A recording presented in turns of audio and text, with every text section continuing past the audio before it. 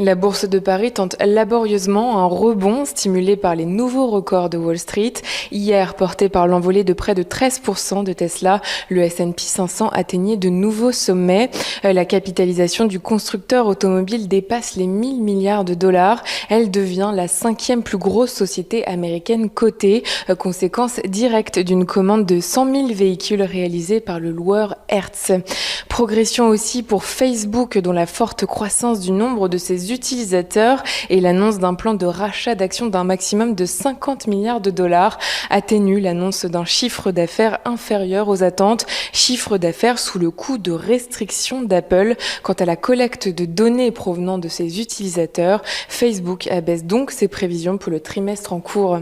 À ce stade, environ 81% des sociétés du S&P 500 ayant publié leur trimestriel ont dépassé les attentes, un constat qui semble rassurer avant les comptes d'Alphabet, Amazon, Microsoft et Apple. Un peu d'accalmie sur le plan diplomatique. Le vice-premier ministre chinois Liu He, il est en charge des questions économiques, s'est entretenu avec son homologue américaine Janet Yellen. C'est la deuxième fois en près de 4 mois. Des discussions qualifiées de pragmatiques, franches et constructives par Pékin. En Asie, le Nikkei et le Kospi sud-coréen ont clôturé en hausse tirée par les valeurs technologiques. Le CSI 300 chinois et le Hang Seng ont légèrement reculé. À ce jour, Modern Land China est le dernier groupe immobilier à ne pas avoir honoré le versement d'intérêts dus sur une obligation. Constat qui amplifie la pression sur le secteur. L'action Modern Land China est suspendue de cotation à Hong Kong. Evergrande recule de 4%. Cet après-midi, 2 indicateurs américains viendront rythmer la séance. Les ventes de logements neufs de septembre et l'indice de confiance du consommateur du Conference Board pour le mois d'octobre. On termine avec un focus sur quelques valeurs. Orange est en net repli. Il fait état d'une baisse de son chiffre d'affaires et de son indicateur clé de la rentabilité au 3e trimestre.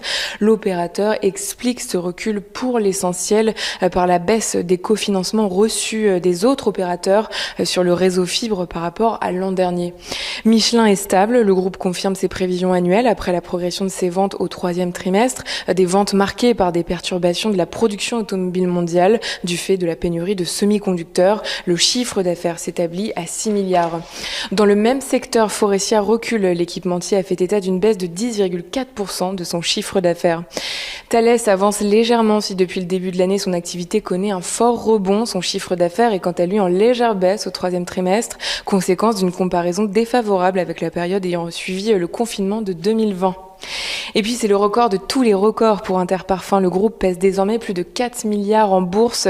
Le parfumeur a de nouveau relevé ses prévisions annuelles après un 3e trimestre meilleur que prévu, et ce malgré les difficultés d'approvisionnement.